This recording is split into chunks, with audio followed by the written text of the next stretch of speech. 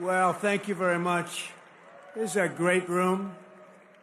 And, we've done very well in this room before, but right now we broke every record. I just heard from Mike Johnson. He said, we broke every record, sir.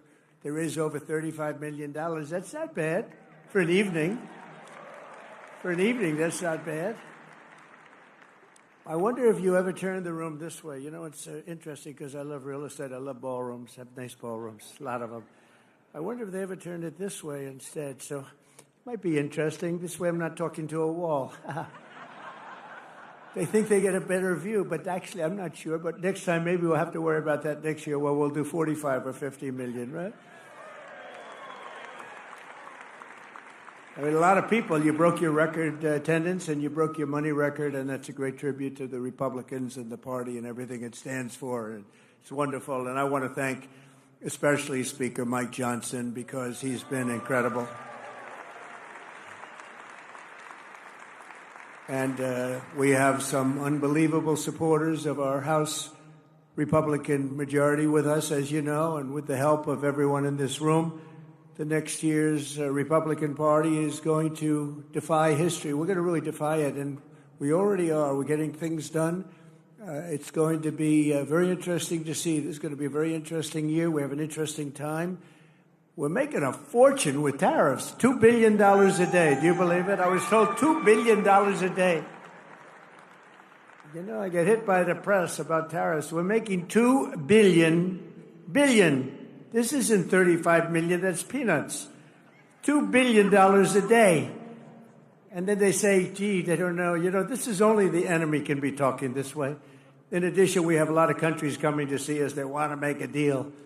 And we're doing things that nobody's ever even thought about doing. And we're going to defeat the radical left Democrats who are out there complaining about everything. All they do is complain, and then they want to put men and women's sports and things like that.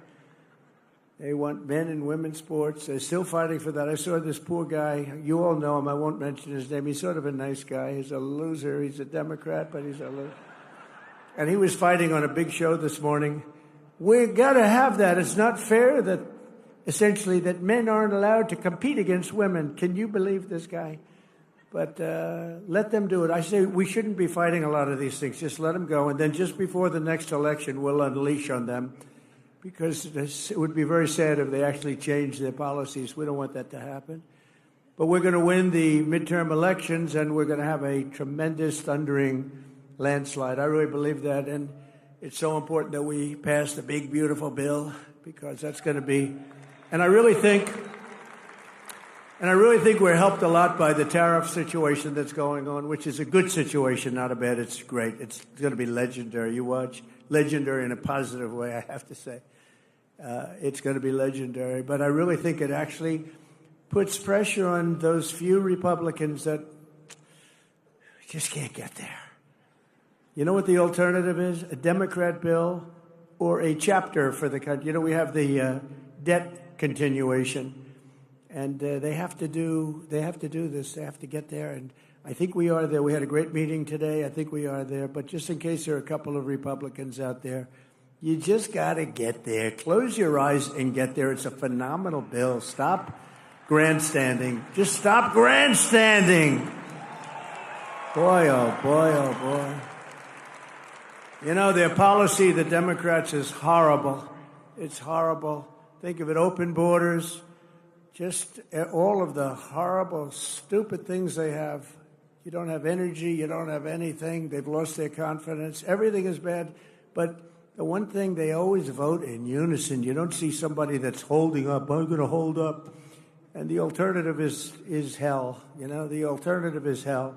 So the Republicans, just that one little thing the Republican Party has to do is get together and damn vote. If you're a single guy or a second guy, and you fight like hell for what you get, and then in the end you have to vote because the policy is phenomenal. You know, they don't get every little ounce. It doesn't work that way. And this bill that we're working on now is the best I think we've ever passed. Mike, wherever you may be, it's the best. I think it's the best thing we'll get it passed. But I think it's going to be the most important thing we've ever passed. It's the best thing we've ever passed. And I do think that the war with the world, which is not a war at all, because they're all coming here. Japan is coming here as we speak.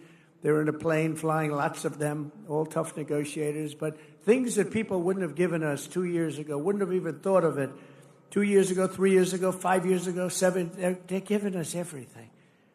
They don't want tariffs on themselves. And it's very simple. We're making deals, and people are paying tariffs. Countries are paying tariffs. Right now, China's paying a 104% tariff. Think of it, 104%. Now, it sounds ridiculous, but they charged us for many items 100%, 125%. Many countries have. They've ripped us off left and right. But now it's our turn to do the ripping. That's okay. We're going to make our country even stronger, stronger than it ever was. And 26 Republicans will fight for every state, every seat, and every single vote. We're going to fight like hell. I intend to personally campaign for candidates all across the country, and we just won't, you're right about that, we won't just keep our majorities. We want to expand our majorities by a lot. You know, there's this thing about midterm elections that you have a president and they never seem to win. I don't understand. They never seem to win the midterm elections, and I have no idea why. You know, we're not going to let that be a self-fulfilling prophecy. I have no idea why. We're setting records right now. We're getting more things approved than any president has ever done in the first 100 days. It's not even close. I had somebody say the most successful first month in the history. Now they said the most successful 100 days in the history of our country, and I believe that's right. And we're going to continue that way, if not more so. And we're going to do tremendously in midterms. There's no reason we should do great in the midterms. There's this thing that, for some reason, the president, whoever the president is, the midterms are tough. Why would they be tough? If we're doing great, they should be easy. And I'm telling you, we got to win a lot more. But as Mike said before, I happened to listen to him. He was on C-SPAN 1. That's a big upgrade, right? I was listening as I was putting on the tie. How does it look? He was on C-SPAN 1, and they were talking about that. And I thought to myself, because people love him and they love your leaders, they love, really, the party is just doing well. A couple we could do without, to be honest with you. But the party is doing well, and there's no reason we shouldn't just get together and win these midterms and win them by a lot, because 7 that I heard Mike talking about before, 7 is not really enough. But we lived for 1 for a period of time. You know, the only thing good about 7, when you have 1, and now all of a sudden you have 7, it sounds like it's like a landslide. It's so good. It's like the most amazing thing. 7 sounds so good when I hear that. It sounds like we can't be beaten. And we should be 50, 60 up. Honestly, we should be 100 up, because based on policy, these people have the worst policy that anybody's ever seen. There's something wrong with them. Honestly, there's something wrong with them, all this crap. 13 House Democrats currently represent districts that voted for Trump, and voted for Trump big. And in 2026, we're going to tell them, all 13, that you're fired, get out. Out, get out. No reason for that, 13, but 13 is a small number compared to some of these stats. We are going to work very hard. I'm going to do tele-rallies. You know tele-rallies? I'll do rallies for a lot of you, but I'll do tele-rallies at a minimum. And we just had 2 great elections, by the way, and I heard everybody is introducing our 2 new Congress. Where are they, please? Stand up. I want to look you in the eye. I want to look you in the eye, Randy. Look at the 2 of them. What a job you did, man. Huh? You were never in doubt. Where's our second person here? I know there he is. Boy, they gave him a lousy seat. He's behind. Great job. We're proud of you, man. Great job.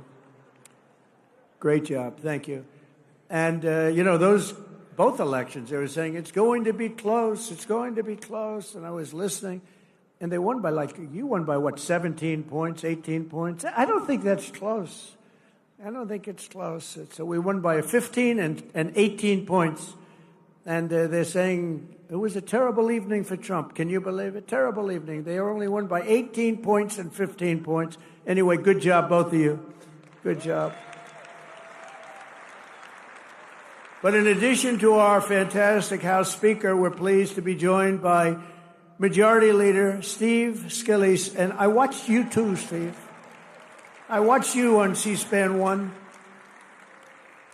And Steve has suffered greatly. I mean, I was there the night that it looked like he wasn't going to make it. He's very brave. He suffered greatly. And I tell the story about the baseball game where, I mean, he was really, the doctor told me, sir, I've never had anybody lose so much blood. It's not looking good. And his wife loved him. She was such a disaster that night. She was crying. She was crying. Because I've been with people that were in serious trouble and the wives couldn't care.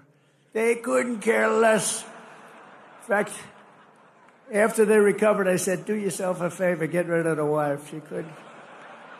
No, I'm only kidding, of course.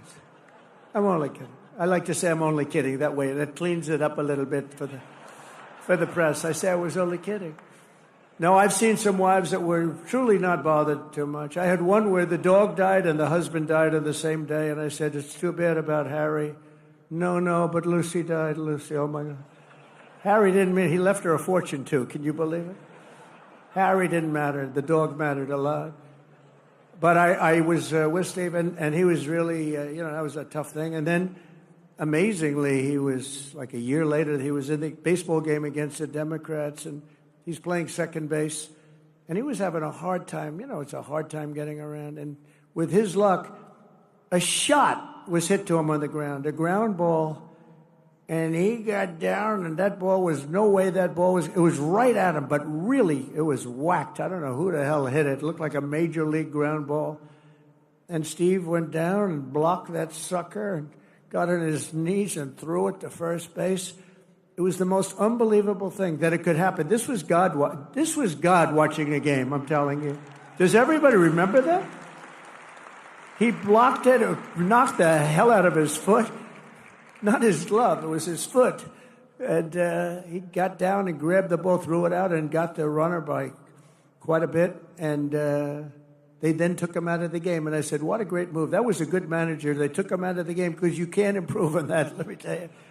But he had great courage, and amazing how he's done. And he's been very special, and all of us know it. He's really done great. Another man I've really gotten to know a lot, and I think he's fantastic, is Tom Emmer, Majority Whip. I think he's fantastic. Where's Tom? Where's Tom? Where is our Tom? Because I want to see his wife. His wife is better than him. He admits it. Oh, that's good. Hi, Tom. So where is she, Tom? Oh, no. She's not. She's home. She's watching C-SPAN. Yeah, I know. Thank you, Tom. Great job you do. And Lisa, you were up talking about Donald Trump tonight. And Lisa McLean, conference chair, she was talking about Trump. And I appreciate it, Lisa. Lisa, where are you, Lisa? This is like a roast. Thank you, darling. I saw your whole speech. I watched you and Steve and Mike. I watched the whole thing. Then they said, sir, we have to leave. You're going to be late. I said, I want to watch your speeches. And we have Richard Hudson, the NRCC chairman, who set the record tonight. Richard, great going. That's a great job. And Brian Jack, who was with me from day one of my political career, he was so fantastic. He was so fantastic. And he came to me, he said, do you think it would be okay? He wanted to run for Congress. He always wanted to run for Congress. It was the most important thing. But he was with me, knows so much about politics and boxing. He knows a lot about boxing, too, but he loves politics. But he really just wanted to run. I think his ambition was to be a congressman. And the seat came due. A good member of Congress actually retired, and Brian in Georgia. And Brian said, what do you think, sir? I said, well, you got my endorsement.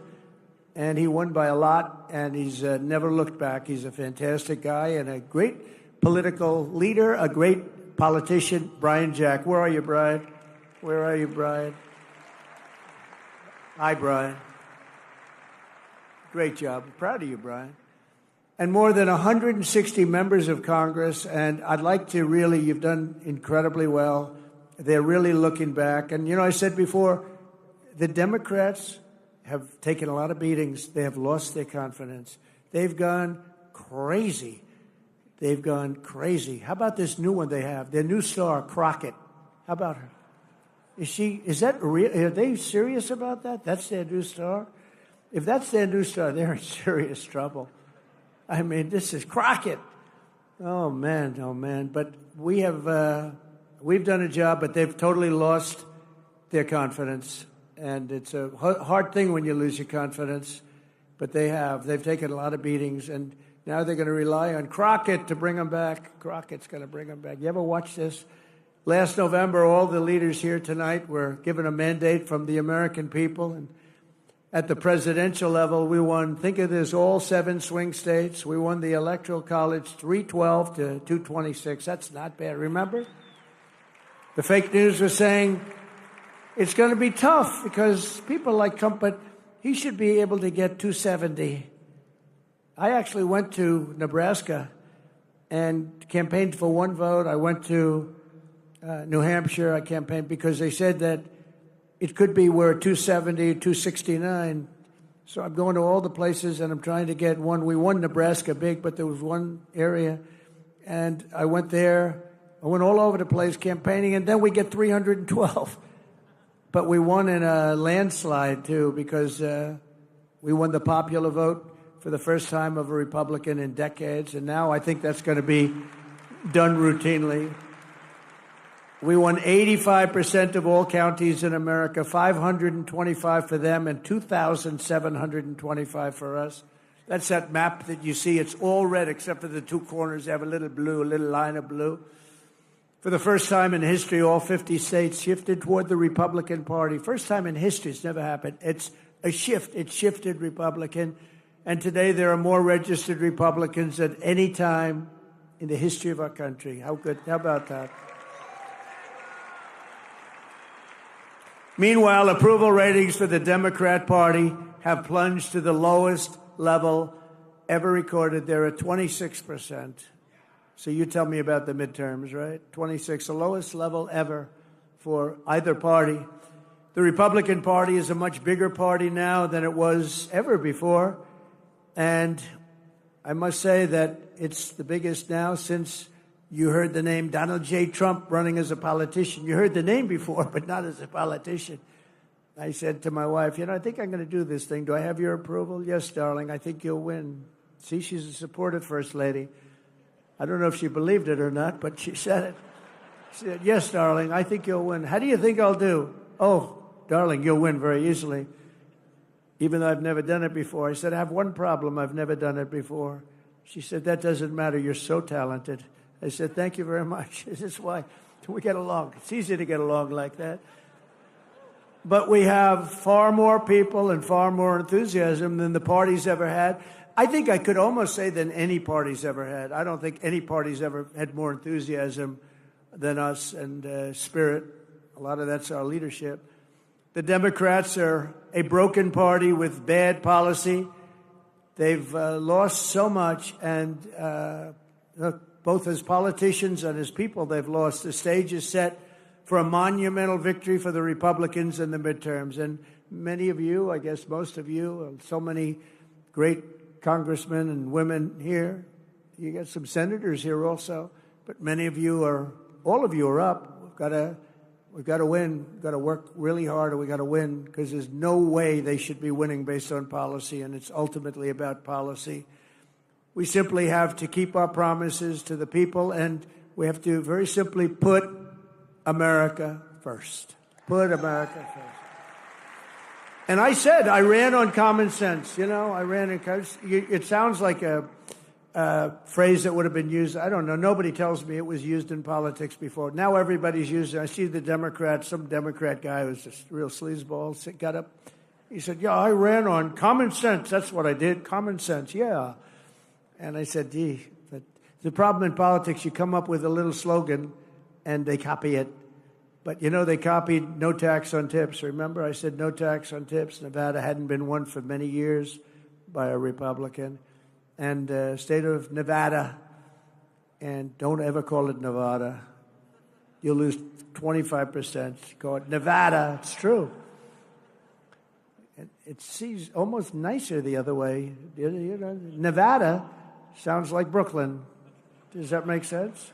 I come from Nevada, but don't ever call it Nevada. Call it Nevada. But as you know, the corrupt globalist establishment that ruled our country for decades is now complaining that I'm doing exactly what I pledged to do in the campaign. All of these things, tariffs, the men and women's sports, everything. The borders, strong borders. We have the strongest border we've ever had today. It was just announced. Strongest border. They don't want to write that. You know, they forget. They forget. Eggs. I came in eggs. Not a very glamorous thing to talk, but eggs.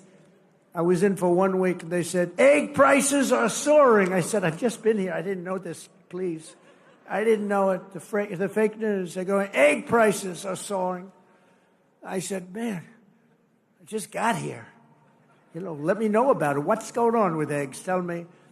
So they gave me a little bit of a thing, and it's true. Under Biden, they soared like double, triple, quadruple. You couldn't even get them. They were not available. They said, don't use eggs for Easter. Use the plastic alternative plastic. We got, at Mar-a-Lago, we got plastic eggs all over the place. They said, don't use it for Easter. If you're doing an Easter egg hunt, do not use eggs. Well, we have a wonderful Secretary of Agriculture, as you know, Brooke Rollins. She's here someplace, I think. And she went after it. When she goes after something, we don't play games, right, Brooke? And egg prices are down now 87%, and you have all the eggs you want, 87%. And they didn't write about it. They don't talk about it. I go up, I make speeches about eggs all the time. I never get a reporter writing about it because we were successful. If you're a Republican, when you're successful in something, you have to toot your own horn. Talk about it because you're the only one that's going to. It's a rough business, I will tell you. But the shrill voices that you're hearing this week about tariffs are the same scoundrels and frauds who never thought twice about when the United States lost 90,000 factories and plants. Think of that, 90,000. How do you do 90? If you had a map, a big map the size of that wall, and you had a pin for each factory, you wouldn't have enough room. You think of it, 90,000 factories since NAFTA, the worst trade deal in history, by the way. And we had it terminated. Everybody said you'd never be able to. It had to be terminated by Congress, and it was not easy. It was so bad. You know, the people have a lot of, it's very interesting, they have a lot of power. They have a lot of political power. It's hard to get even a bad deal terminated, but we did do it. And we got USMCA, and that's been really great. But when they cheat, it's not so good. And they cheat. They do cheat, you know, like, respect Mexico, I respect Canada, but they cheat like hell. You know, Canada charges for our dairy products 270%. Nobody knows that. They charge you 2% for the first 2 cartons of milk. And after that, you go up to 270. And the press says, they've only charged 2%. No, that's for the first 2 cartons.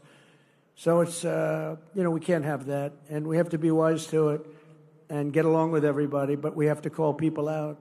6 million manufacturing jobs were lost since NAFTA when 21 million illegal aliens poured across our borders. Think of that, many of whom were violent criminals, murderers, drug lords, and the mentally insane. Insane asylums were closed. They used to go crazy when I talk about Hannibal Lecter, the late, great Hannibal Lecter, right? Silence of the Lambs. The fake news would say, why does he talk about that? He's a fictional character. He's actually not. We have many of them that came across the board. He's actually not. But when the people went to the voting booth, then we understood why he talked about that, because they voted for us. They said, we don't want Hannibal Lecter in our country. The great Hannibal Lecter. He was a very important force, but the press would go absolutely crazy if I mentioned Hannibal Lecter's name, because they said he's a fictional character. No, but it was making a point, and the point is they're emptying mental institutions and insane asylum. Not anymore, they're not. insane asylums into our country. We had numbers, the likes of which nobody's ever seen anything like it. Other countries, I deal with other countries all the time. I am right now on tariffs where they want to make a deal with us. We don't necessarily want to make a deal with them. We're happy the way we are, taking our $2 billion a day. But they want to make a deal with us, and they talk about it, and they say, we cannot believe that they had open borders. These are countries, they have, they have borders, and they don't let people into their country. They can't understand how. They did it because they're sick or they're crazy. There's something really wrong with these people. But the same people now telling me about how to deal with China are the ones who sold out America for decades to China. For decades, they gave up to China. I'm the only one that China, you know how much? China's paid almost $700 billion in tariffs under me. And then they say, Donald Trump hasn't been tough on China.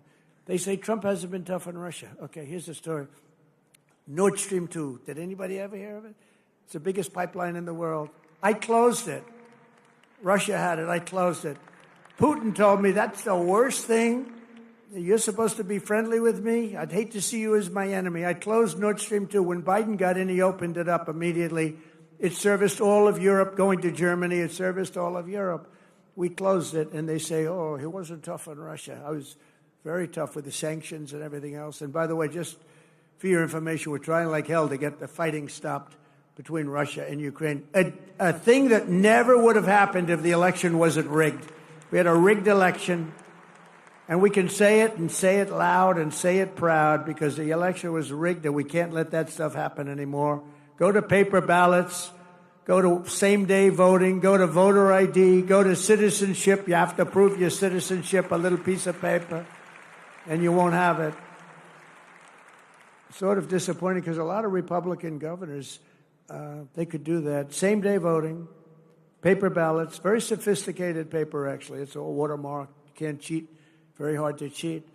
France went that way. They were like us, and they were, having very bad elections, very crooked elections. They had 37 million people. They voted. They had a winner. They had a loser. They went home. That was it. 10 o'clock in the evening was over. With us, you ever see, we have these machines that cost a fortune. And they say, we think we're going to have the final vote tally in 2.5 weeks. And wait a minute, this is election day.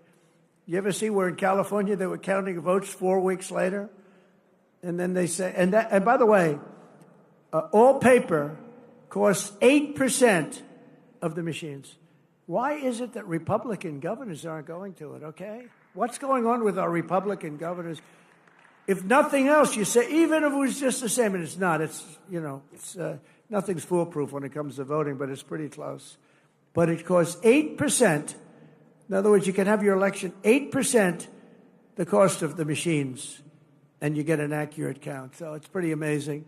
They gave us NAFTA, mass illegal immigration, the Democrats did, the fake Paris Climate Accord, and the China's entry into the World Trade Organization. That was a wonderful day for us. China entered the World Trade. They've done pretty good. And, they didn't do things exactly by the books. And they were a developing nation. They still are. They say, we are a developing nation. We should be entitled to more. And our people say, oh, that's right, they're developing. They're not developing, we're developing. Look at some of our inner cities. We got to develop them. But we can't let the Democrats get away with this stuff. But we're developing more than they are. The globalists have been wrong about everything, and so I wear their attack on me because nobody has ever been attacked like a man named Donald J. Trump. In the history of our country, nobody's ever, but I wear it as a badge of honor. Nobody has ever been attacked. I was under more investigations than the late, great Al Capone. He was the most violent criminal. He was the most violent mob boss in history, and I was under investigation far more than him. It wasn't even close. Our opponents are not afraid that our America First policies will fail. They're terrified that our strategy will succeed and we're going to get bigger and stronger and better as a party, and that's what's happening, and that is what's happening. It's going to be something, and I'm actually looking forward to the midterms. I really are. We're going to prove that all of their treasonous years of betrayal will not be forgotten, because it's treason. What they did is treason. When they allowed millions of people to pour in through open borders from all over the world, they came. To me, that's treason. What they've done to our country is unthinkable. The money we have to spend to take people out, and then we have judges that say, no, let Tren de Aragua come back into our country. They want him to come back in. Killers, they cut off a man's fingers because did you, sir, make a phone call to the police in Colorado? Yes, I did. You've attacked us and you've taken over our building. They took over real estate all over Colorado. You did, right? Give me your hand. Put the hand down. Boom. Cuts off his fingers. And they want him back. And how about the mix-up with the MS-13, where it wasn't a Tren de Aragua, it was an MS-13 killer. And they said, oh, they got to mix up. Let's get them back into our country. No, we need people that are going to love our country. I'm proud to be the president for the workers, not the outsourcers. The president who stands up for Main Street, not Wall Street, who protects the middle class, not the political class, and who defends America, not trade cheaters all over the globe. They're trade cheaters. They cheated on us.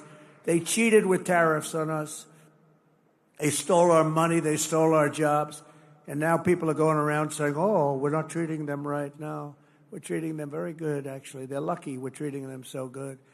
And, you know, when I have tariffs and I say, well, we're going to charge what they did. We're going to charge what they did. And then I say, I'm going to charge much less than they did.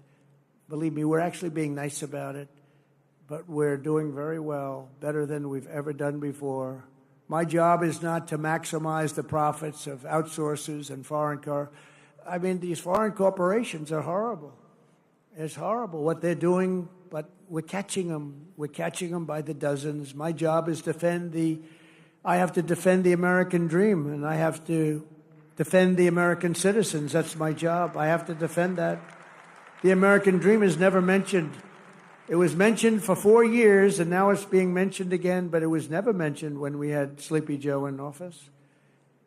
I used to have the hardest thing I had to do with Joe Biden is the nickname. Do I call him Sleepy Joe or Crooked Joe? Could we take a vote, please? Who wants to call him Crooked Joe? Who wants to call him Sleepy Joe? That's my problem. It's like the same. They both work. They both work beautifully. Joe had one ability that I didn't have. He said he was a good golfer. He's terrible. Somebody said the only time I got angry during our debate when he said he was a 6 handicap. He's not a 6. He's not a 36, okay? But he had one ability that I don't have. He was able to go to a beach, bathing suit in tow, because it looked like it was actually falling off. But he'd go, had a hard time walking through the sand because, sand is heavy on your feet. Carrying one of those 6-ounce chairs that are made out of aluminum that if you weigh a little bit too much, it just cracks in the middle when you sit down.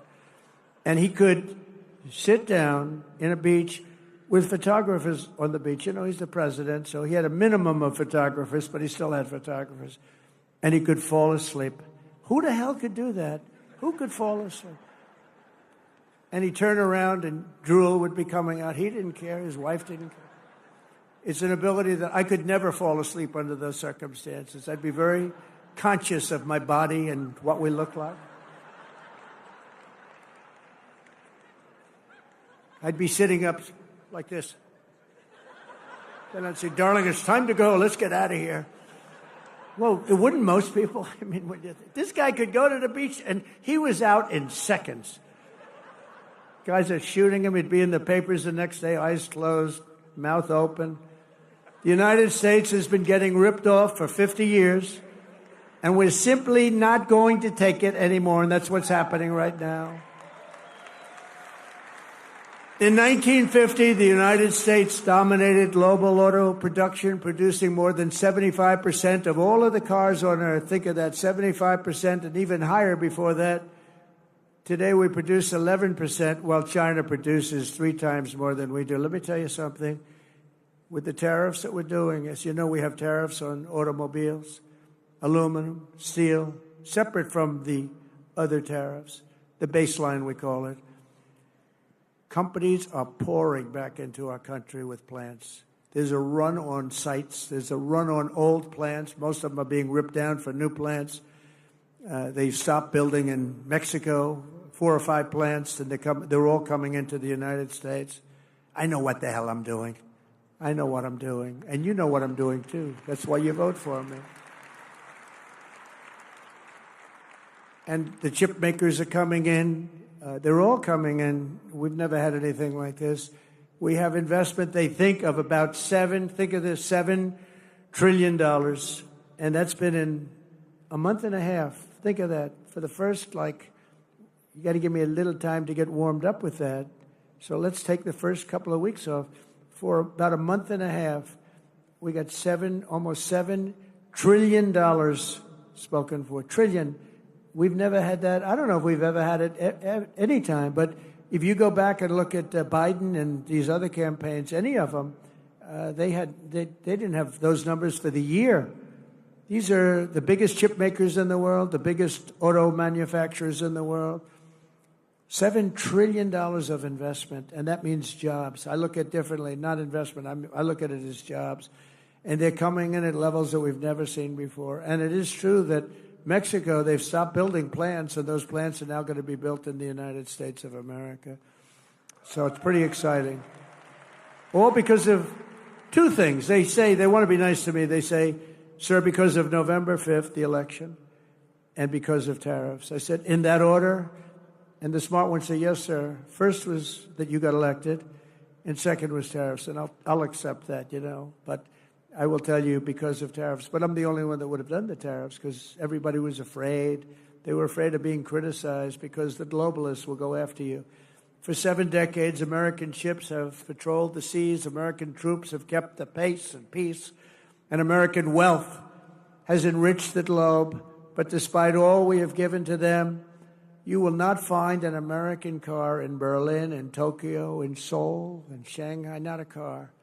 I used to say to Angela Merkel, Angela, how many Chevrolets do we have in Berlin? Why, none, Donald, none. That's right, Angela, you got it.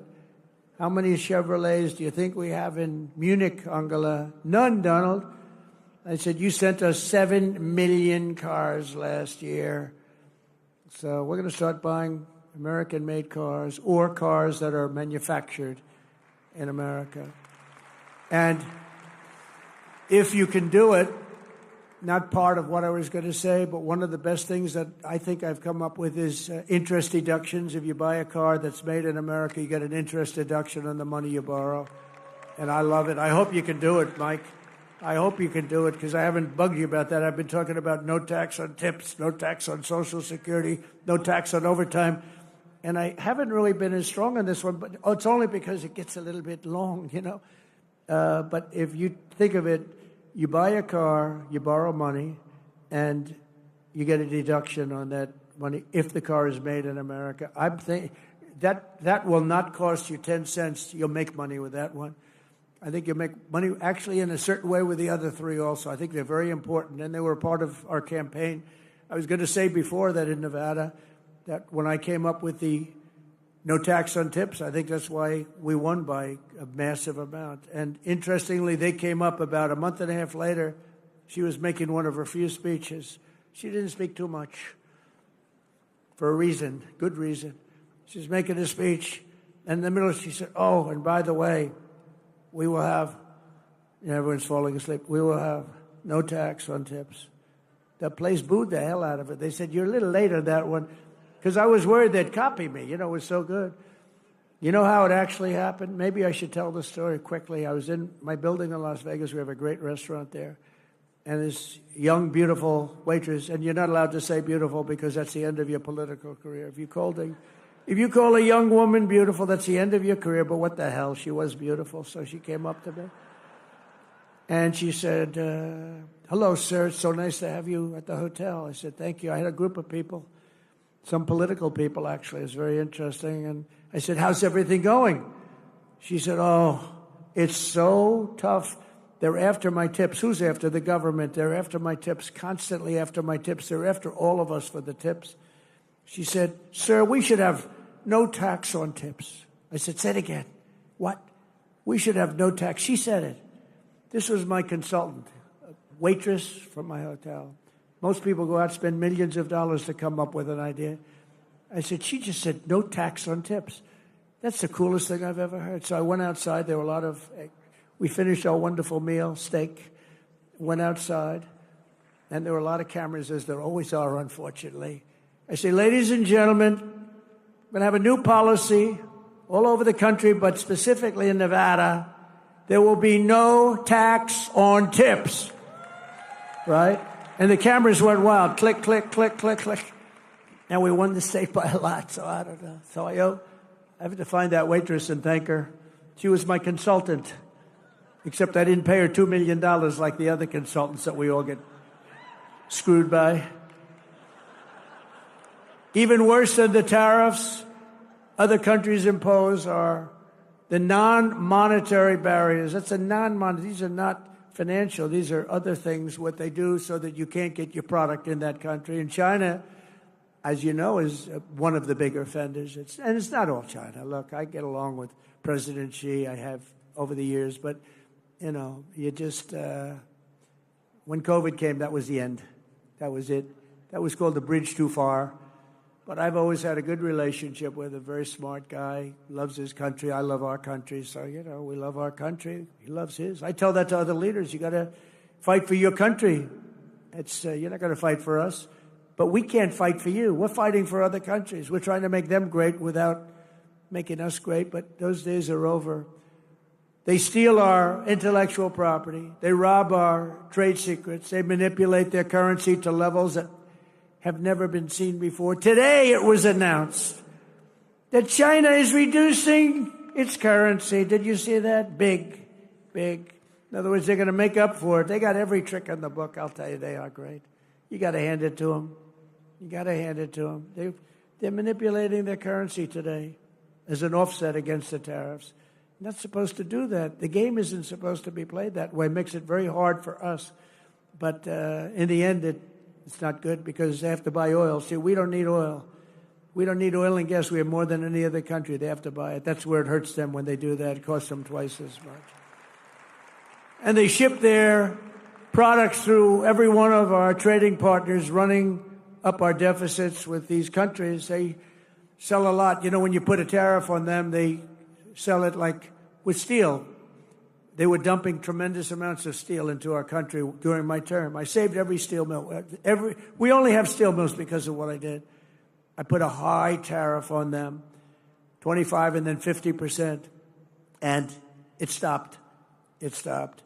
They were dumping so much steel, we would have lost every single steel mill. The people that like me best are the people in the steel business, but I think the auto business is going to be right there. I think chips are going to be there. I think pharmaceuticals are going to be there.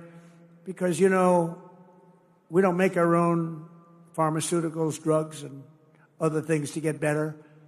They're made in other countries. And you pay a number, the same package in our country compared to like London and other places is sometimes 10 times more. 10 times more. Something that sells for $88 in London sells for $1,300 here, made in the same factory by the same company. And that's over. I told them all that's over. They put all of their research and development money. They put everything. But what they don't tell you is that these other countries are smart. They say you can't charge more than $88, otherwise you can't sell your product. And the drug companies listen to them. But we're going to do something that we have to do. We're going to tariff our pharmaceuticals, and once we do that, they're going to come rushing back into our country because we're the big market. The advantage we have over everybody is that we're the big market. So we're going to be announcing very shortly a major tariff on pharmaceuticals, and when they hear that, they will leave China, they will leave other places because they have to sell. Most of their product is sold here. And they're going to be opening up their plants all over the place in our country. We're going to be announcing that, so that's breaking news. Ladies and gentlemen, we have breaking news. That's what's going to happen. What other presidents allow China to get away with is absolutely criminal, but I'm not like the other presidents, and it's not going to happen under President Trump. It's just not going to happen. After all of the abuses they've perpetrated, China is attempting to impose additional unjustified tariffs. Just so you understand, they all got rich because of tariffs. Now when we do it, oh, it's so terrible what Trump is doing. It's so terrible. They got rich. And not only China, many countries. I mean, you look at Vietnam, you look at so many, I could name 50 right now. Biden couldn't do that. He couldn't name any. Name one country. Name any country. What's the name of our country? He doesn't know. That's why additional tariffs on Chinese goods are in place effective midnight tonight at 104%. Until they make a deal with us, that's what it's going to be. I think they'll make a deal at some point. China will. They want to make a deal. They really do. They want to make a deal. They just don't know how to get it started because they're proud people. China will now pay a big number to our Treasury. This is all taxes. And don't let them keep telling you that this is a tax on our people. I hate that. They say it's a tax. No. Often, much of it is paid. And hey, look what happened during my first term. We had no inflation, and yet I took in hundreds of billions of dollars in tariffs and taxes from China. No other president got 10 cents in tariffs or taxes from China. I got hundreds of billions of dollars. Hundreds of billions of dollars. And I still got along with them because they understood what they were doing was wrong. They understood it. It's when you explain it, they sit up, they say, I've had numerous leaders tell me, you're right, sir. I was waiting for you to bring this up. Because some of the trade deals that were made by predecessors as president were so bad, you almost wonder who did these deals. They were either crooked or stupid. There can be nothing else. They were either stupid or crooked. It's terrible, but it's all being changed. I changed a lot of it in the first 4 years, but it's all being changed. In the first 4 years, we had the most successful country in history in terms of economics. We had an 88% increase in the stock markets. We had an 88% increase. There's never been any president that had an 88% increase. We had 88%, and there were a lot of happy people. And I think we're going to do much better than that this time, because this time I'm doing what I want to do with respect to the tariffs. I think we're going to do much better. And just remember the numbers. When you get up to $2 billion a day, $2 billion a day, they're saying, sir, can't be that, can it? I said, yeah, it can. It's the biggest transaction ever made. This is bigger than any deal. You guys, some of you work for companies. Your companies are peanuts. I don't care how big they are. This is the largest transaction in the history of our country. And don't let some of these politicians go around saying, because I'm telling you, these countries are calling us up, kissing my ass. They are dying to make a deal. Please, sir, make a deal. I'll do anything. I'll do anything, sir. And then I'll see some rebel Republican, some guy that wants to grandstand, say, I think that Congress should take over negotiations. Let me tell you, you don't negotiate like I negotiate. Congress takes over negotiating. Sell America fast because you're going to go busted. You don't. I just saw it today. A couple of your congressmen said, I think we should get involved in the negotiation of the tariffs. Oh, that's what I need. I need some guy telling me how to negotiate. I tell you, the happiest people in the world would be China. They wouldn't be paying 104%. I tell you, they'd be paying no percent. We'd be paying them 104%.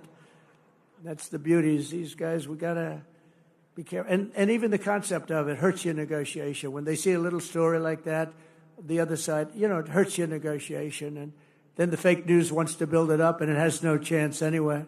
But we have to remain united. As I defend workers from unfair trade, House Republicans have a chance this week to bring trillions and trillions of dollars pouring back into America by pushing forward with the largest tax cuts in American history, which is what you're working on right now. The largest in American history. And the reason because we had a great first term and amazing first term, but I saw that the other day that we had the most successful. I knew it anyway, but I saw that we had 88% increase. That's a tremendous increase. Think of that. And that's with all of the difficulties and all of the fake investigations and Adam Shifty Shifts. Can you believe this guy? He's got the smallest neck I've ever seen. And the biggest head. We called him watermelon head. I'd say, how could that big fat face stand on a neck that looked like this finger? How can it? It was the weirdest thing. It's a mystery. Nobody can understand it. But he's one of the most dishonest human beings I've ever seen. And, you know, how we can allow people like that to run an office is a shame, but we did. He was in charge of the witch hunt. You know, he was in charge of the fake witch hunt with Russia, Russia, Russia. It was a made-up story. Made up. Think of it. They make up a story. They know it's made up. It's gone on for a year and a half, 2 years. Russia, Russia, Russia. I knew nothing about it. The only thing I knew was that I taxed the pipeline that I told you about, that I put all sorts of sanctions and everything else. They never had a problem like they had with me. But it was Russia, Russia, Russia, constant, as a method of, what they did is that was the complaint about why she lost an election, because crooked Hillary was expected to win the election. But they didn't see what we saw. We saw the biggest crowds in history gathering, only superseded by the crowds we just had. But here's a guy that goes out, and he goes to an intelligence hearing, or whatever you might call it, and it's supposed to be secret. He'd walk out. He'd either make a call off the record, this is crooked Adam, shifty shift. He's a shifty Adam. Or he'd just go out blatantly and have a news conference. And because it had to do with me and my family, he'd go out and have a news conference. And he said, you've got to remember, he knows it's a hoax because he made it up with crooked Hillary. So he knows it's a hoax because we're dealing with human beings on the other side. He'd say, Donald Trump Jr., the son of the President of the United States, will spend many years in prison because of what he's done with Russia. Now, think of that statement on a human basis. I have a son, a young son, who is being told that he's going for prison on something he doesn't even know what they're talking about. He said, Dad, I don't know what's going on. They keep talking about I'm involved with Russia. I don't know anything about Russia, I swear to you, Dad. And yet, Adam Schiff goes out and makes a statement about a hoax that he made up, that he knows is false. How bad a human being do you have to be? They put my son and my family through that kind of trauma. These are bad people. These are sick degenerates. And I used to be much nicer to them. I gave them the benefit of the doubt, but I've just seen too much. They make up a story about Russia. It was a hoax. And eventually, now they've all admitted it was a hoax. On to the next one. That's Russia, Russia, Russia. But they know it's a hoax. And they say about a young man that he's going to spend the rest of his life in prison because of what he's done with Russia. He knows it's a hoax. How bad do you have to be to have that happen to your son? And, it has a bad effect on a family, a bad effect. Are you okay, Don? I am, Dad, but I don't understand. They keep tying me to Russia. I don't know anything about Russia. He didn't know a damn thing about Russia. It's a disgraceful situation. That's why we got to kick their asses in the midterms, or we got to kick their asses again in 4 years. If we slash taxes on American workers and producers, our economy will soar, jobs will surge, manufacturing will boom, and our country will prosper like never, ever before. We got to get this big, beautiful deal done. We got to get it done. And get it done now. Don't wait 2 weeks.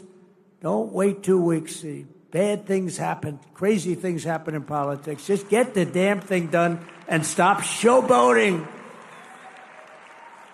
A couple of people want to, sure, I got to get a little bit more. A little bit more, you know what you're going to get? You end up getting nothing. You end up getting a Democrat bill or worse. In the past 11 weeks, we've already created 350,000 jobs. It's unprecedented, including 10,000 manufacturing jobs that we haven't even started yet.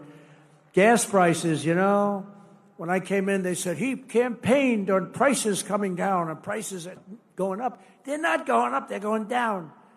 Gas prices are way down.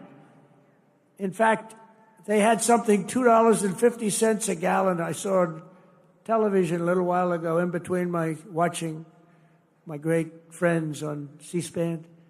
I saw that the prices are down to $250, $260, $275. When I came in office, it was $350, $375. But prices are coming down. Prices on groceries are coming down. Prices of eggs are down like 87%. 87, they got me with that. I told you. Before I even got in office, they were telling me they're down close to 87%. And core inflation has dropped to the lowest levels in 4 years. And as I said, we had no inflation in 4 years, despite the fact that I took in hundreds of billions of dollars in tariffs. So we hadn't even started yet. Nearly $6 trillion of new investment. And that number is now revised up to about 7. Apple, great company, is spending $500 billion because of tariffs.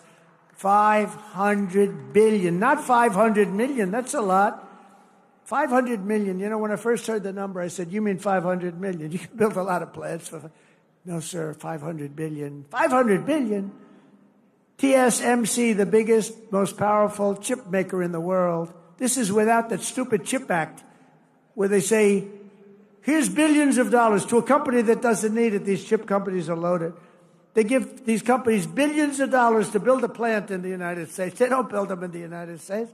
They keep the money. It looks good. They give them billions. No. TSMC, I gave them no money. Great company.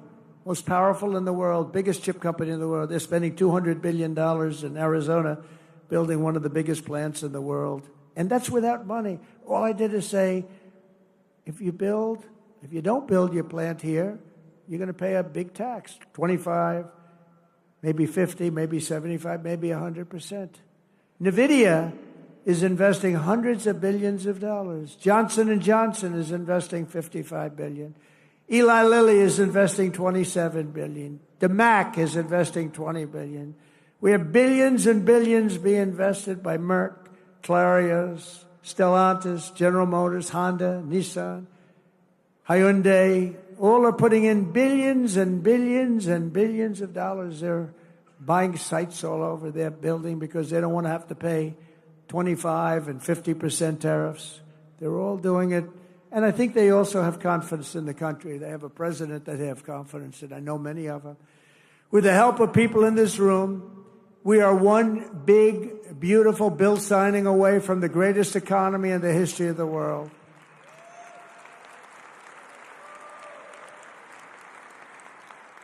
And it's an overhang. This bill's an overhang because if it doesn't get signed, we will have imposed the biggest tax on the people of this country in our country's history by 40%. Biggest tax, because we gave you the biggest tax cut in history. Now we're giving you another, which is one of the reasons that there are many reasons why we were so successful. But that's one of the big ones. The other one is that 1 year deduction, all in 1 year deduction, so big, and I know they're working on that, the big deduction. It makes people invest. But now we're working on something that's going to, I think, blow it away. This bill is unbelievable. It's going to bring a lot of money back into our country. But if we don't do it, it's going to be a disaster.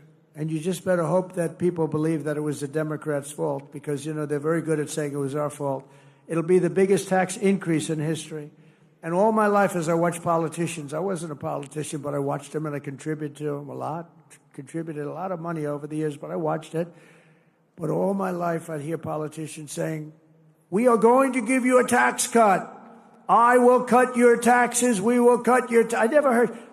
They're the only party that says, "We are going to increase your taxes. Vote for me." Who the hell ever heard this? Only these people. We're at a strange time. These lunatics go out and they tell everybody how you're going to have a big tax increase. So maybe they want the bill to fail so that we can have a tax increase. Maybe they'll take credit for it. But I've never heard that said. I've watched politics all my life. I've never seen politicians campaign on, "We're going to increase your taxes," except these crazy Democrats.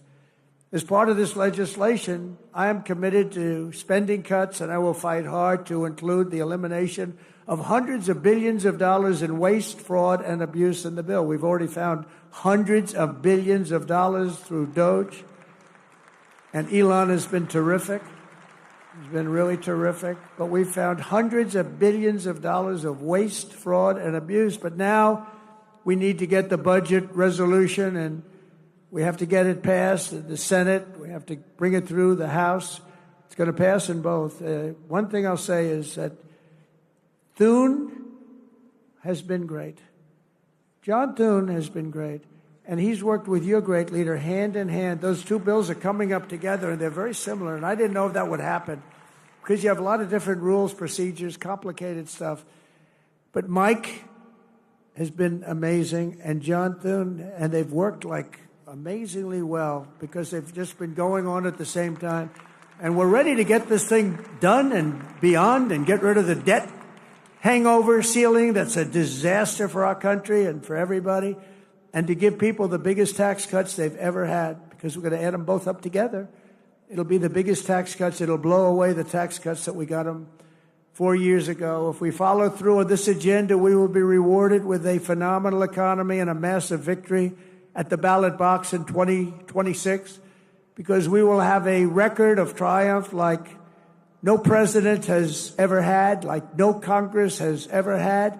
They will not be able to even touch your seat. Your seat is secure, and we'll pick up 40, 50, or even 60 seats, and we'll have something that's going to be smooth sailing for years to come. If we don't get it done because of stupidity or a couple of people that want to show how great they are, you just have to laugh at them or smile at them or cry right in their face. In less than 3 months, our new administration has already accomplished more than most administrations achieve in 4 years or 8 years, and everybody says it. And we have to have this stuff documented and approved. In a matter of weeks, we've achieved the lowest level of illegal border crossings in American history. They have a plaza in front in Tijuana, Mexico. I wouldn't advise going there on a trip, but nevertheless, they have a plaza, a big plaza, held hundreds of thousands of people. Yesterday morning, there were none. There was a man sweeping this massive plate of concrete, massive.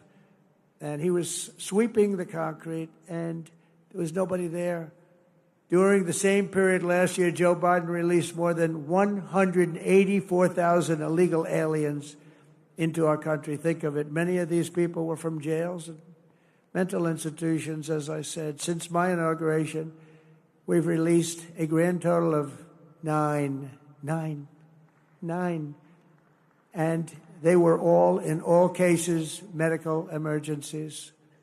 We did that for medical emergency reasons. Last month, we officially designated Tren de Aragua, MS-13, and the Mexican drug cartels as foreign terrorist organizations.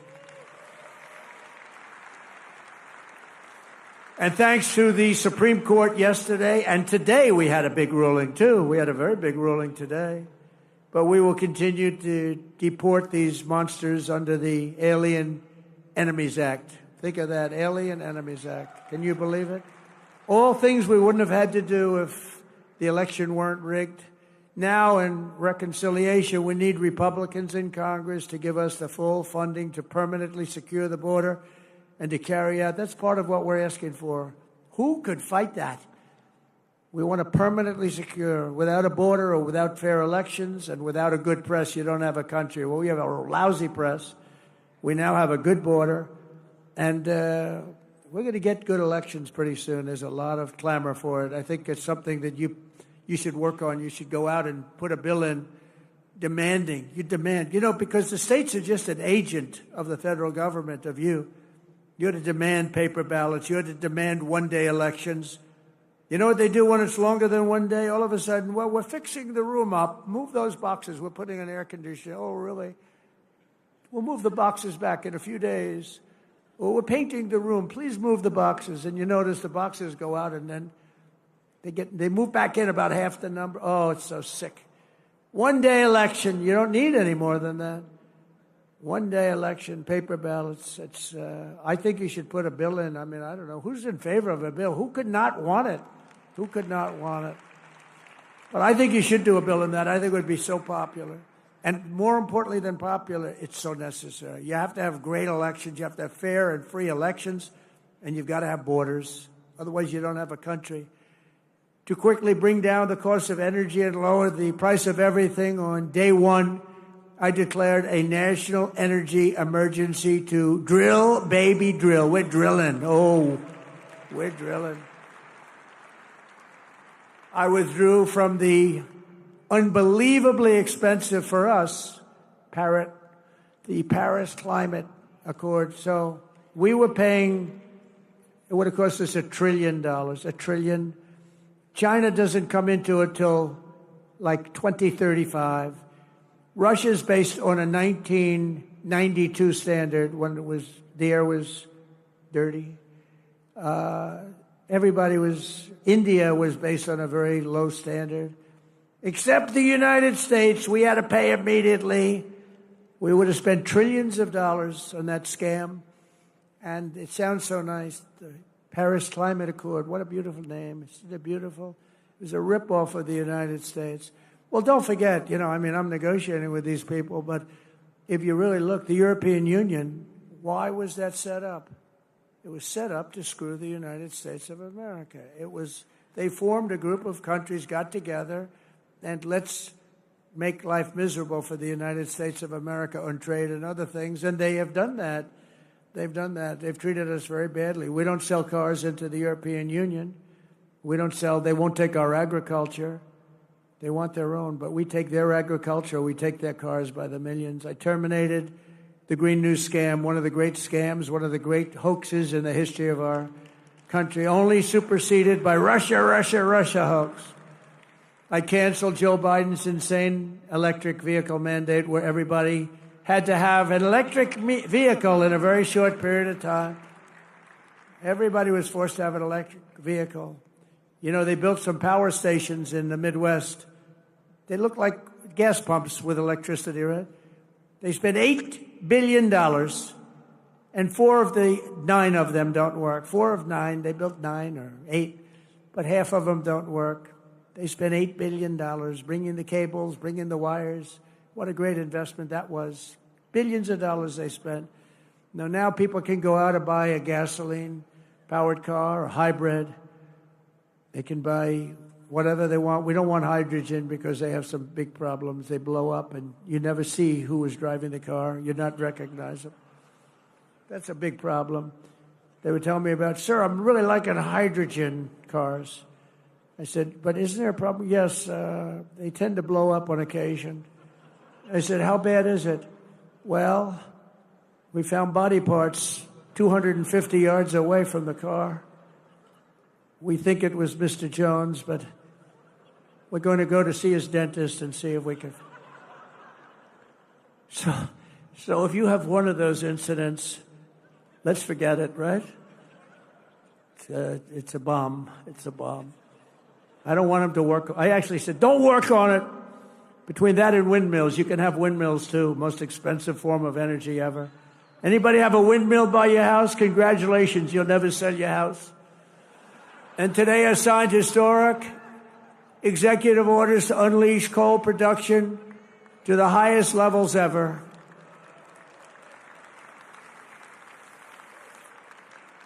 Because, coal is the most powerful thing. We have more of it than any. We have more liquid gold under our feet, oil and gas, and we have more coal than any other country. No other country has as much as we have. All different forms of coal. And take a look at China. They're building 2 coal plants a week. Think of that, 2 a week. We are screwing around with wind. Oh, wind. These people are crazy. They say, oh, it's great for the environment. Yeah, it kills all your birds. You want to see a bird cemetery? Walk under a windmill sometime. Got birds all over the place. They're screaming for help. They got whacked. The environmentalists, it's an environmental dream. You know why? Because you're never going to have energy. They're the most expensive form of energy there is. 10 times more expensive than clean natural gas. 10 times much more expensive than coal. And they're very unreliable. Like if they wanted to watch us tonight on television, Alice, I want to watch the president tonight. I'm sorry, darling, but the windmills aren't blowing. We're going to give them confidence to do what they have to do long into the future, because coal is going to be a big factor in our country now. You know, it does give us our electricity, because there's nothing like coal in terms of power, but it's going to be clean, beautiful coal, like our bill. It's going to be clean and beautiful. Coal miners, and by the way, they've made tremendous progress with also coal in terms of clean coal. But the coal miners standing alongside of me this afternoon in the White House, they were incredible. They were a beautiful sight to behold. These are really great American patriots, beautiful guys. I didn't want to have any arm wrestling contests with any of them, I can tell you that. They're good, strong guys. That's what they want to do. They love to dig coal. That's what they want to do. They don't want to do gidgets and widgets and wadgets. They don't want to build cell phones with their hands. They're big, strong hands. They're doing a little thing. Remember when Hillary Clinton went to West Virginia? And she had decimated them 3 weeks before in, like, some state where they make little tiny circuit boards. And she said, we're going to teach the miners in West Virginia how to make a circuit board with little tiny things. He said, we're going to teach them. And then she went to West Virginia. She was in the campaign. And she had to go there. Do you remember that stop? It was memorable. It was one of the worst. Did they go after her? And one of the miners said, I don't want to do anything else but dig coal. I want to dig coal. They said it today. That's what they love. They love doing it. It's like that in a lot of industries. People love doing what they're doing. They want to dig coal. That's what they want. They don't mind going deep in earth. They feel comfortable. I could do without it. But they feel comfortable. They're incredible people, actually, hardworking, incredible people. And we're giving them their lives back. We've also begun the largest deregulation campaign in history. For every one new regulation, I have directed that 10 old regulations must be eliminated before the first one can go into effect. And we're working tirelessly to restore peace through strength and bring back the hostages held captive abroad. We've brought a lot of them back already, but what a sad situation that is. What a sad situation that is. That would have never happened if I were president. October 7th would have never happened. And I said Russia-Ukraine would have never happened. All this stuff, inflation would have never happened. Afghanistan disaster would have never happened. Most embarrassing moment in the history of our country. Not leaving. I was going to leave.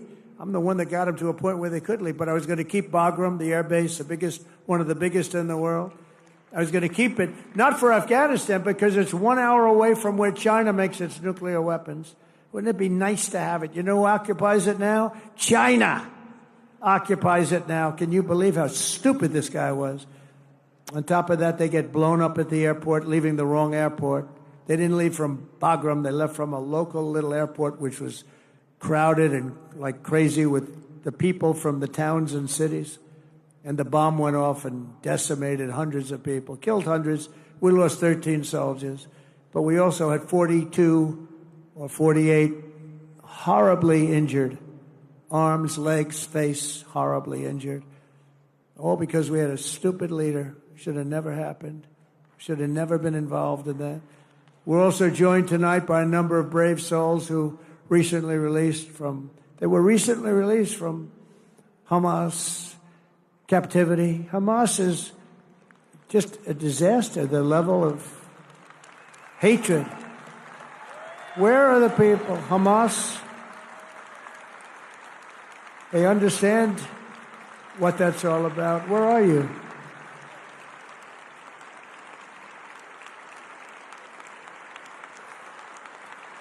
That's great. How does it feel to be out?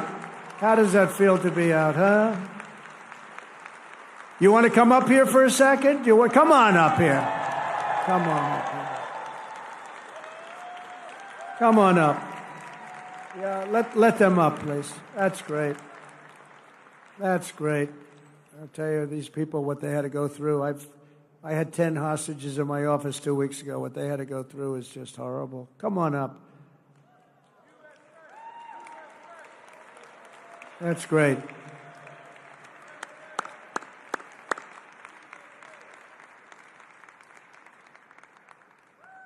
That is so nice to see you. That is so nice.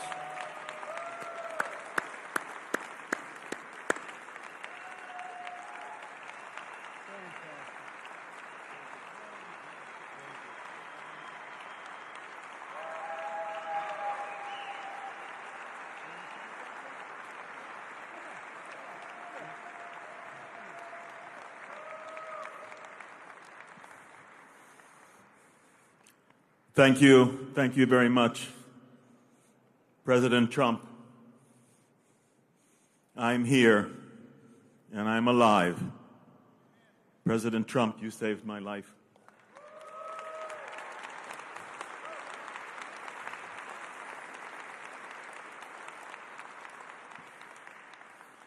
You saved the life of 33 hostages that because of your efforts and you're setting the hostage crisis at the high priority of what you are doing among all of the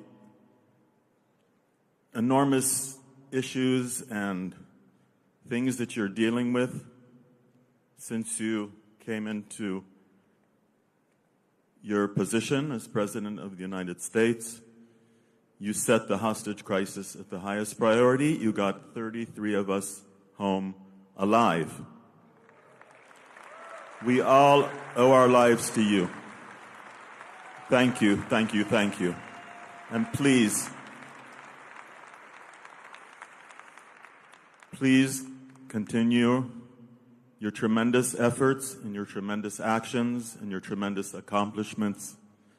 Continue, and we will get, with your help, all of the remaining 59 hostages still in Gaza back home. Thank you.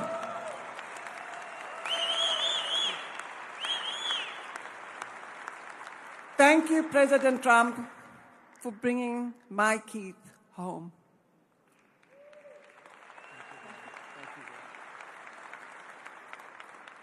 Keith's grandchildren are the happiest. Keith's children are the happiest. Keith's family is the happiest.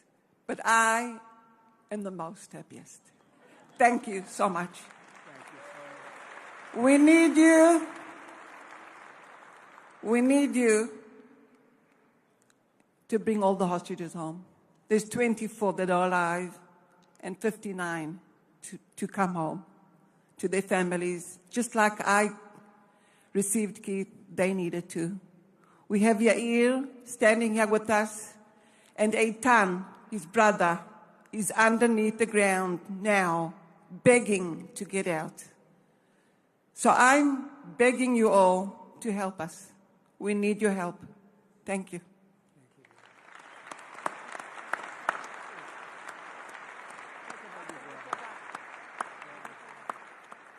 So, my name is Yair. I've been in hell for 498 days. I've been held in hell with Hamas terrorists.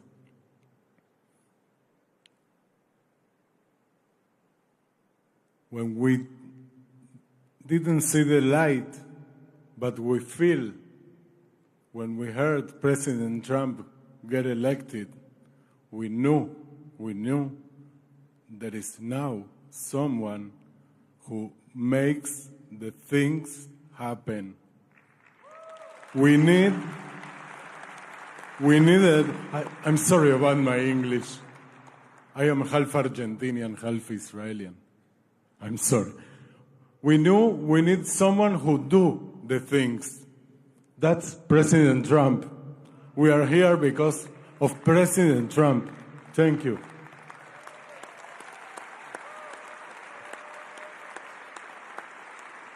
Thank you for your efforts. It's really surreal to be here. You know, I'm a simple man. I'm running the bar in the kibbutz in Niroz, where I was live, and now I'm here with President Trump, who's running the world.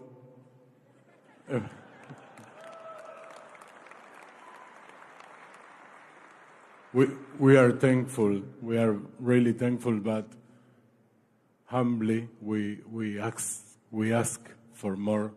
The last push, the last 59 people, the last 59 hostages, among them my brother Eitan, and what is Liran brothers Zivi and Gali and Eviatar, all the brothers, all the families. In a few days we mark the Passover, right? Pesach. It's a family.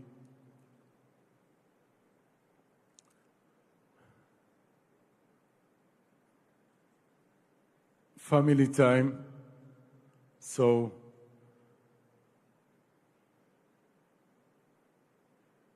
I expect that in the next Seder,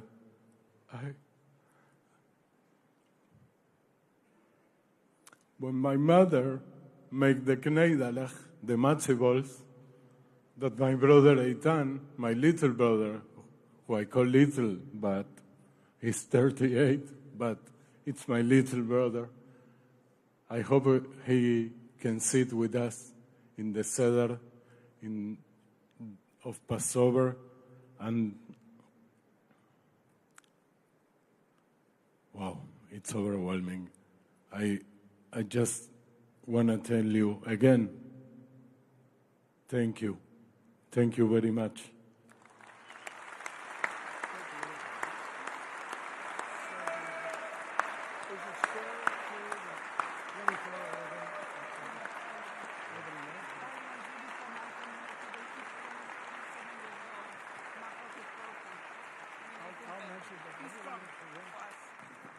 I just want to say, I said, of the 59 people that you want to bring home, how are they and how are they doing? Do you have any idea? Because they left that whole scene not long ago. And they said, well, of the 59, 24 are living, the rest are dead. I just heard that. And I was told that before by somebody else. But 24 are living, the rest are dead. These are young people, largely young people. Young people don't die. Young people are killed, they don't die. But the conditions were so horrible. But think of that, so of the 59. And I've had Israeli parents tell me that my son is dead, but please bring him home. As though he were alive, she wanted him brought home more than, it just seemed almost more than if her child was living. Amazing. They wanted the mother and father, in 3 other cases, they wanted to have them brought home. I said, how is he doing? He's dead. It's only his body, but we want him home. So there's an amazing thing. But the 59 that you mentioned, you said that 24 were alive and the rest are dead. This is a terrible thing that's going on with Hamas. Terrible. The hatred is so incredible. It's unbelievable. And the way they were made to live was not even understandable, I think, by anybody in this audience. And you have great people in this audience that love you, and they're going to fight for you. And I just want to thank you very much. Thank you.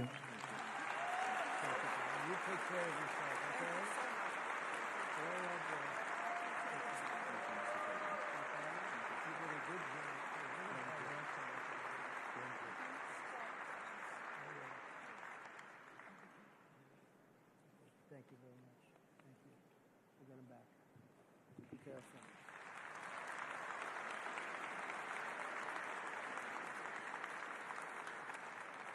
It's incredible what they've been forced to live with for 450, 500 days. Incredible. Nobody in this room could really understand it. I found it hard to understand.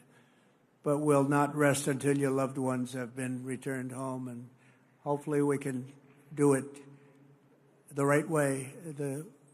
We want to get those 24 out really fast, and we're working on it very hard. There was no chance before. This is something that should have been done right at the beginning during the past administration. On day one, we ended the so-called diversity, equity, and inclusion policies across the entire federal government, the private sector, and it's just not even allowed. I also signed an order making it the official policy of the United States government that there are only 2 genders, male and female. We want to keep it simple. As you know, in a very important executive order, I banned men from competing in women's sports. That was done, and I hope all of these executive orders can be codified can be voted on by Congress. I can't imagine any Republican that's not going to vote for him. Many, many of them, over 100. And I think every single one of them is just common sense, good. It's good politics, but the word politics doesn't matter to me so much. It's good for our country. If Democrats retake the House next year, they will try to reverse all of the progress that we've made, which is record-setting progress. Instead of House committees run by Mike Johnson, Steve Scalise, Jim Jordan, James Comer, Ronnie Jackson, and so many other of our friends in this audience, the House will be run by the same band of radicals and lunatics you saw at my address to Congress, including Hakeem Jeffries, AOC, Ilhan Omar, Nancy Crazy Pelosi, and Weird Al Green. He's a weird dude. Oh, he should have been treated very badly for the way he behaved that night. Think of it, they didn't stand up. They didn't pay respect to anybody, including, think of it, you take a look at Laken Riley, you take a look at any of the people there, the parents of these incredible people, the young boy with cancer, serious cancer, wanted to be in a police department, would give anything to be a policeman someday. They refused to even applaud or acknowledge them. They're sick. There's something wrong with them. They sat as the stories were explained. 2 young ladies savagely killed by illegal aliens. They came into our country and they killed these 2 young ladies, and the Democrats sat there. They didn't smile. They didn't clap. They didn't do anything. I think you frankly win the midterms. Just all you have to do is show a picture of these grieving parents, uncontrollably grieving, and they didn't get one clap out of the whole group of them. They just sat there like stoic and disgraceful. And you show that in your commercials that you're going to be putting on, and you'll win every race that we have in this room. That was a bad night for them, and now they know it. They're trying to make up for it. But they're just, I don't know, something wrong with them. That's why every day from now until November 2026, we're going to fight to elect and expand the Republican majority of the House and save our country from these radical left lunatics. We will not be deterred. We will not stop. We will not yield, and we will never, ever back down. We're not going to back down. They would lose respect if you back down. They're the ones that back down. They're the ones that have lost their confidence. They're no good anymore. I saw politicians that were good politicians 4 years ago. They're not good politicians anymore. They've lost their confidence. They've totally lost their confidence. But they can get their confidence back, so you can't rely on that too much, I guess. Together we're liberating our country, reclaiming our wealth, unleashing our energy, protecting our children, rebuilding our military, repelling the invaders, deporting the criminals, destroying the gangs, and unlocking what history will know as the golden age of America. This is going to be the golden age of America.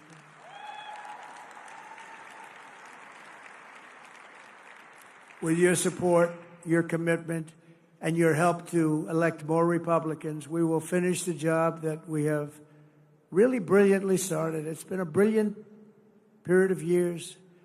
And we go back to 2016, it was brilliant.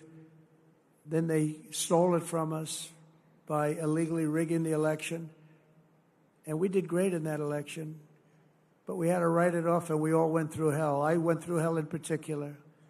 Indictments. What we had to go through was hard to believe. Impeachments, 2 impeachments over nothing, over a phone call that was perfect. They knew it was perfect. And they found out after they realized that the calls were essentially taped by the government because you were talking to a foreign leader. And when that was played back, they didn't know what the hell to do. But they went forward with it anyway because they're sick people. The American dream will come roaring back in our country. Together, we're going to make America greater than it's ever been before. And I just want to thank you and congratulations on your record evening. And I'm with you all the way, and I'm going to be campaigning with you, and we're going to win like we've never won before. And thank you to your leadership. And Mike, great job. You're doing a fantastic job. Thank you all very much.